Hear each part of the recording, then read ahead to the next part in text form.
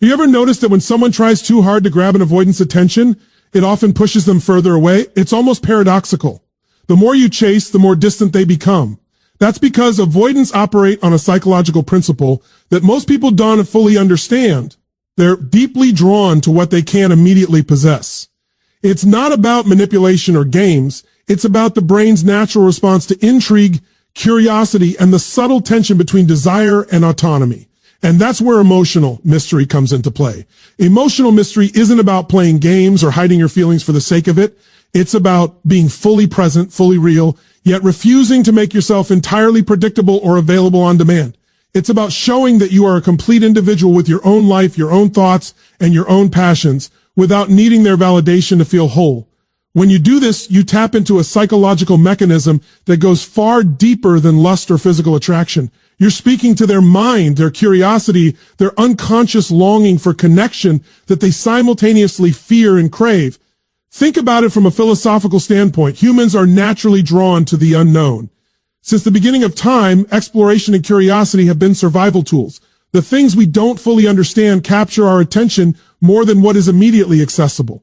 Avoidants experience this on an emotional level. When you maintain a sense of mystery, you're giving them something to explore, not superficially, but psychologically. Your emotions, your reactions, your presence, they're puzzles they want to solve, but not in a way that feels like surrender. That tension, that push and pull is incredibly magnetic. But here's the subtle art. The mystery must be authentic. Avoidants are finely tuned to detect pretense. They can feel it when someone is trying to manufacture intrigue just to hook them. Authentic mystery comes from living a life that is rich, complex, and full of layers. It comes from having experiences, opinions, and ambitions that aren't immediately laid bare. It's in the way you speak, the moments when you pause, the emotions you express selectively but genuinely. It's in showing enough of yourself to intrigue them while keeping enough hidden to maintain the sense that there's more beneath the surface. When done correctly, emotional mystery awakens a kind of longing in avoidance that nothing else can. Lust may capture attention for a moment, but mystery captures attention for a lifetime. It pulls them in because they sense that you exist independently of them, that your value is inherent, and that connecting with you is an achievement rather than an expectation. They feel a tension between wanting to get close and wanting to maintain control, and this tension creates an intensity far stronger than sexual attraction alone. It's also about timing and pacing. You don't need to reveal everything about yourself immediately. The most powerful connections are built slowly, layer by layer over time. Each interaction should reveal a piece of your inner world, enough to spark curiosity, but not enough to satisfy it completely. You're giving them the chance to chase intellectually and emotionally, to wonder, to reflect, and to engage their mind in a way that feels effortless yet compelling. There's a deeper psychological truth here. Avoidants fear vulnerability, yet they are unconsciously drawn to it when it's offered safely and gradually. By maintaining emotional mystery, you're creating a safe space where they can explore intimacy without feeling trapped. You're showing them that connection doesn't require losing themselves, that closeness can coexist with autonomy. And in that delicate balance, something remarkable happens. They start to notice you, not just physically, but psychologically and emotionally in a way that is lasting and profound. So, the takeaway is simple but profound.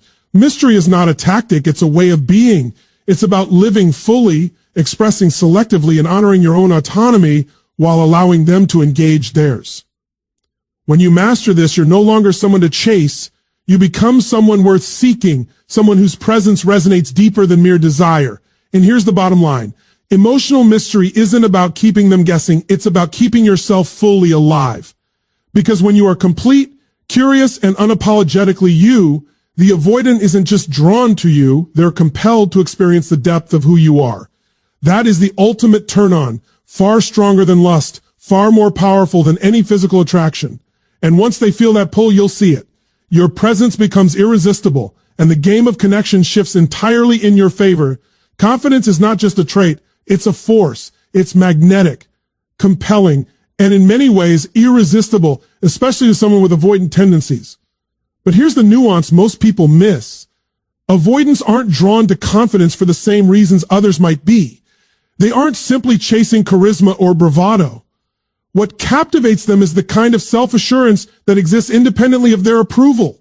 the kind that doesn't need validation to thrive, and that's exactly why it hits harder than lust ever could. Think about it psychologically. Avoidants are wired to maintain control, to protect themselves from being engulfed by another person's emotions. They often retreat when someone comes on too strong because attachment and vulnerability trigger unconscious fears of losing autonomy. When they encounter someone who is genuinely confident, someone who radiates calm, self-possession, and independence, they are confronted with a paradox. Here is a person who is complete on their own, who doesn't need them to feel whole, yet still holds the capacity for connection. That paradox creates a deep, often unconscious pull that they can't ignore. Confidence in this sense isn't about arrogance, status, or external achievement. It's about clarity of self. It's about understanding who you are, what you want, and what you will and will not tolerate. It's about living your life in alignment with your values, rather than bending or shrinking to meet someone else's expectations. For an avoidant, this is magnetic because it's rare. They are accustomed to people who pursue, adjust, and compromise themselves to maintain connection. When they encounter someone who stands firm in their own power, it activates both curiosity and respect in equal measure. There's a philosophical dimension to this as well. Confidence demonstrates mastery over the self, which is a form of freedom. It communicates that your happiness, your sense of worth, and your emotional stability are not contingent upon external circumstances or other people's approval. Avoidants sense this freedom intuitively, and it challenges their usual defenses. They are confronted with the reality that closeness does not have to mean surrender, that intimacy can exist alongside autonomy. This revelation can be transformative, and it's far more compelling than physical attraction alone because it resonates on a deeper cognitive level. But let's be clear. Confidence is not about being unyielding or emotionally detached. The kind of confidence that attracts an avoidant is dynamic. It's grounded in self-awareness and authenticity. It's the ability to hold your boundaries while remaining emotionally available.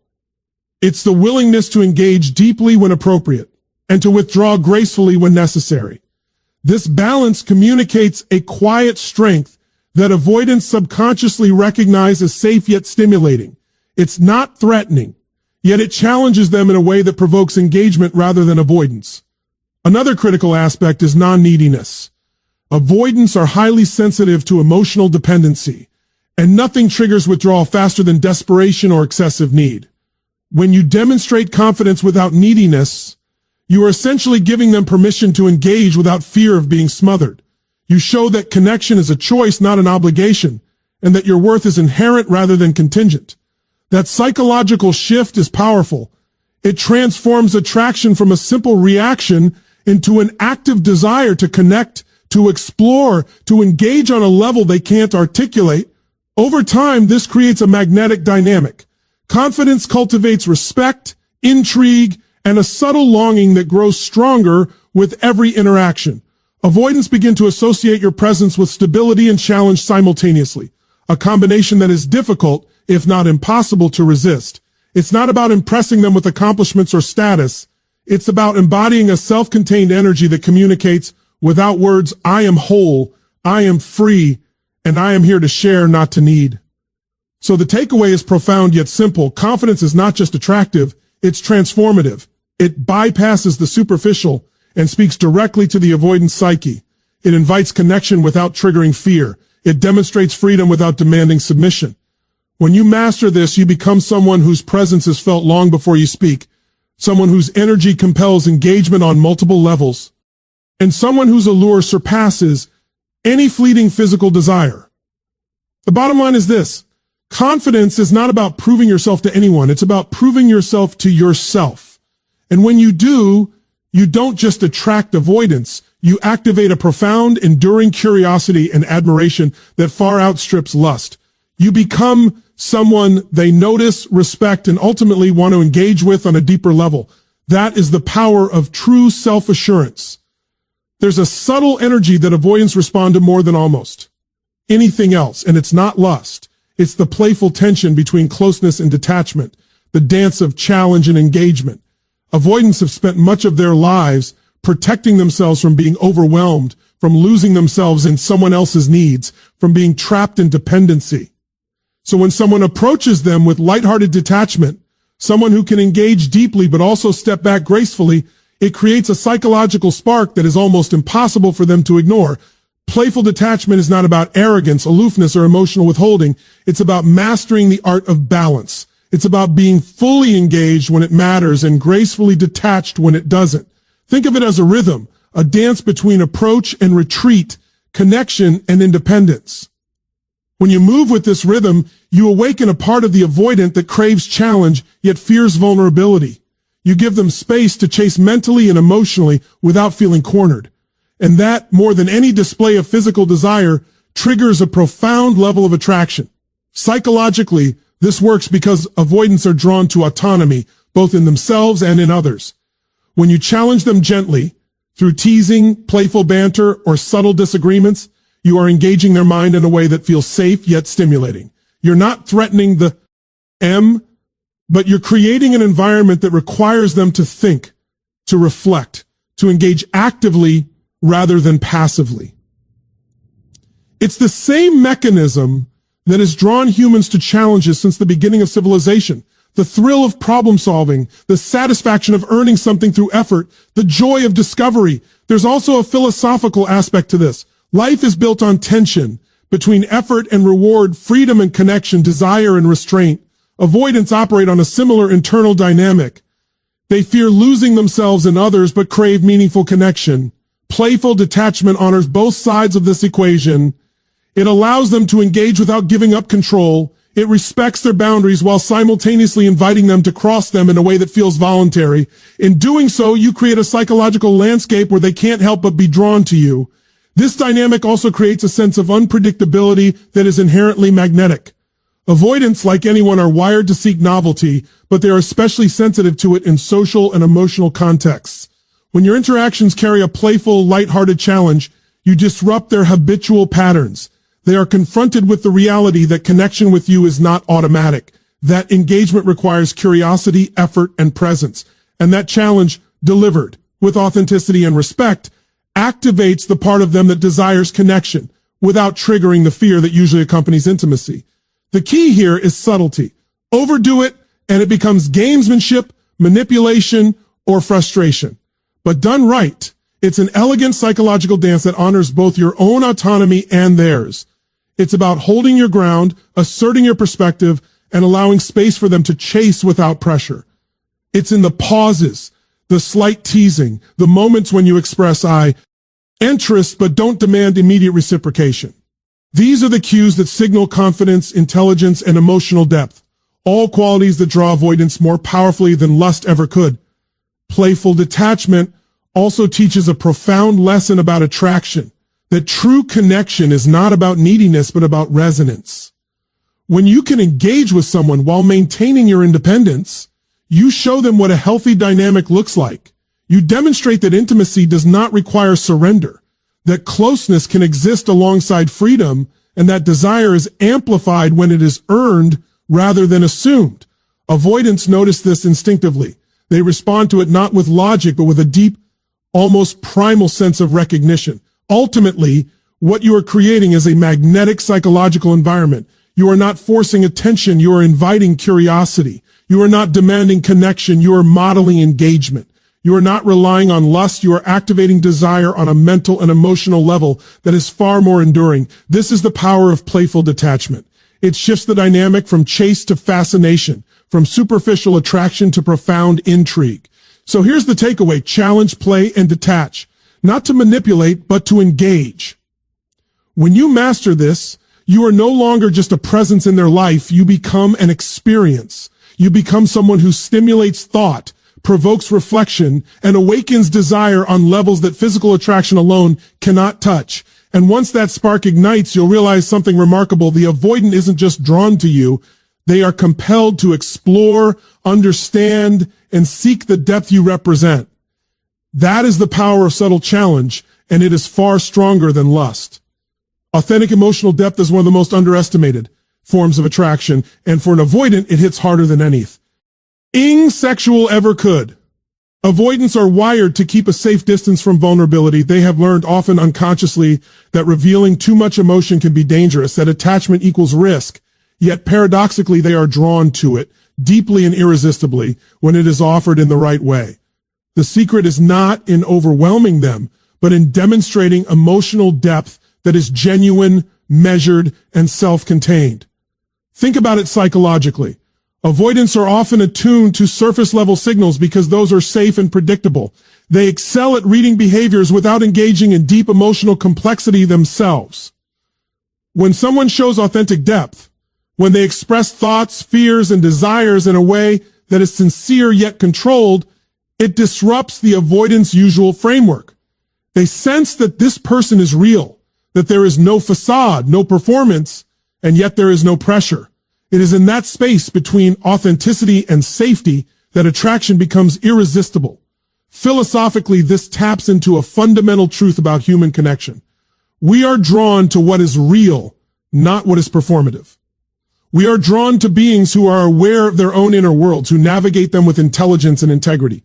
Avoidants who habitually avoid the messy and unpredictable nature of emotional closeness respond profoundly when someone demonstrates the ability to inhabit their emotional life fully without being consumed by it. Emotional depth becomes not just intriguing, but magnetic, because it represents a level of stability, maturity, and self-awareness that they often suppress in themselves.